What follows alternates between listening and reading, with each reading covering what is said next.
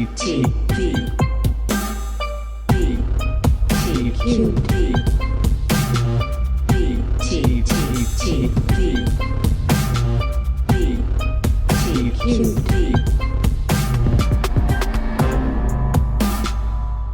teaching tips and tricks. Videos. Virtual teaching tips and tricks. Videos.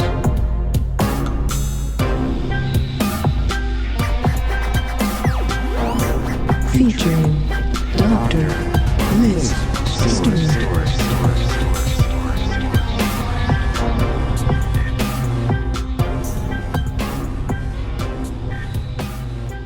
Hi, everyone.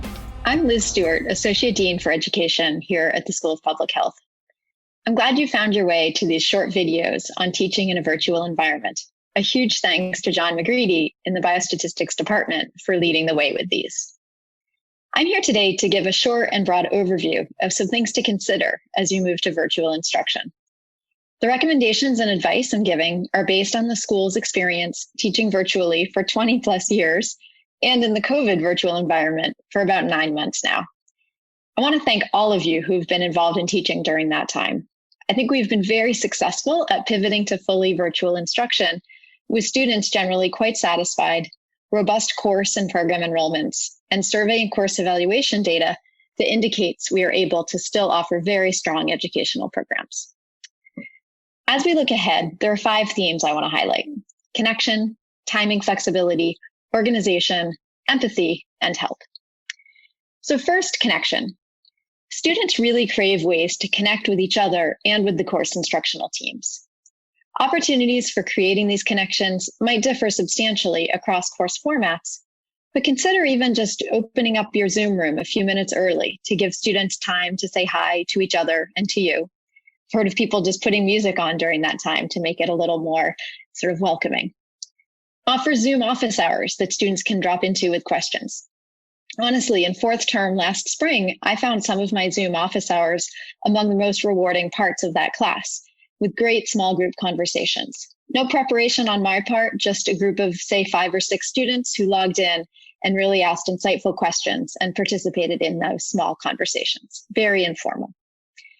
You can also use the discussion board on Course Plus to share interesting news articles and encourage connections and conversations that way. I have students introduce themselves to each other and to me and sort of give some background on why they're taking the class and what interests they have. Related to this, though, you also might want to think about being very clear about any boundaries for communication. For example, requiring students to submit questions to the discussion forum rather than email. And this can really save you and the TAs from being overwhelmed by emails asking the same questions over and over again. The second theme is timing flexibility. Just like many of us, our students are juggling many additional responsibilities right now, and many are doing it from very different time zones than Baltimore. If you can be flexible about the timing of synchronous activities, or allow students to participate asynchronously instead, maybe by watching a recorded lecture instead of having to wake up at 2 a.m. to watch it live, and maybe then also posting reflections after viewing it. Try to encourage that sort of flexibility if possible. Some faculty have also found creative ways of doing asynchronous group work that allows for timing flexibility for those groups. Students will really appreciate any efforts in that regard. We've heard time and time again how hard it is for students who are in other time zones to really fully engage in their courses. We are also encouraging the use of the new virtual classroom approach section of the Course Plus syllabus to tell students what the course format will be like. For example, how much synchronous versus asynchronous time there is. That section is visible to students before they register for the class, just like the whole Course Plus syllabus. And so filling it out now for your 3rd or even 4th term classes can give students that information and help them choose their class, help choose their classes to be ones that are going to fit with their schedules and needs. The third theme is organization. We've heard repeatedly from students that one thing they really value clearly are organized courses with clear communication, and that having this communication and organization can greatly enhance their ability to fully engage with the class. Rather than trying to find the Zoom link or figure out what to do when, They can really just use the structure provided by you to engage in the course content. This might include making sure course times and Zoom links and all assignments and course activities are clearly listed in Course Plus. You also might want to consider sending out weekly emails, which, by the way, can be scheduled in advance in Course Plus, to remind students of key deadlines and activities. The fourth theme is empathy. And here, I mean empathy for your students, your TAs, and for yourself. As I mentioned earlier, we are all juggling a lot, and now is the time to be empathetic. Don't feel you need to try all the latest and greatest tech tools. Do what you can and work with your students.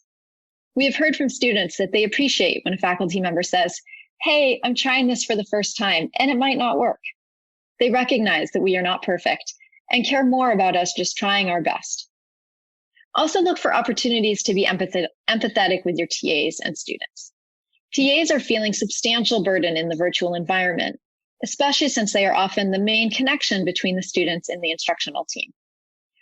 You might want to consider setting up those clear expectations for communication and responses to students.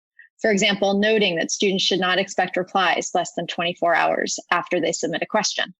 This might be particularly relevant and useful right before assignments are due. Setting those clear boundaries and expectations will also help reduce the burdens on you and the TAs. The final theme I want to highlight is help. Figuring out how to move a course to a virtual environment or how to improve an existing course can be daunting. And many of these strategies for moving to online instruction don't have to take a lot of work. So you might be feeling daunted of how do I learn all these different strategies and tools and fancy thingamajigs, but really so much of what I'm talking about is just core sort of basic organization and communication. Do what you can, and again, remember to have empathy for yourselves and students. Also, there's a lot of help out there. So I'm glad you found these videos. Each department also has a faculty peer teaching mentor and at least one senior TA. They are there to help you. The Center for Teaching and Learning also has instructional designers very happy to help. Any faculty member can set up a time to meet with one of them to discuss a class. And the school has put together a number of resources to help you. This video series is one, again, a big thanks to John McGreedy. And we have a website that coalesces all of the relevant resources, which I will show you now. So here I'm trying this sort of strategy. First, you'll see my notes. And then this is the JHSPH virtual classroom page. So you can see on this page, it's off of the Center for Teaching and Learning main page.